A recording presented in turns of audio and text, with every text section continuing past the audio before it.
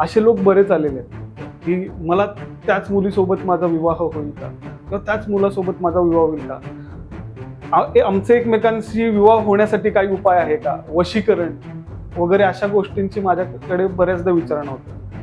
ह्यामधनं दोन प्रश्न निर्माण होतात. मी एका प्रश्नाचं उत्तर देतो की असे प्रश्न विचारणारे बरेच लोक येतात, पण त्यांना मार्ग दाखवणं हे माझं जे काम आहे ते मी करत असतो. त्यांना सगळ्यात पहिल्यांदा मी उत्तर देतो की पत्रिकेवरून तुमचा लव्ह मॅरेज होणार की अरेंज मॅरेज होणार हे 100% कळतं, पण त्याच मुलासोबत होईल किंवा त्याच मुलीसोबत होईल ह्याचं उत्तर तुम्हाला पत्रिका पाहून देता येईल. लव्ह मॅरेजचा योग असेल तर लव्ह मॅरेज होणार हे 100% सांगता येईल, पण प्रॉब्लेम कुठं आहे की ह्याच्या पुढचे प्रश्न असतात की मग तीच मुलगी मला मिळण्यासाठी वशीकरण वगैरे तुम्ही करता का.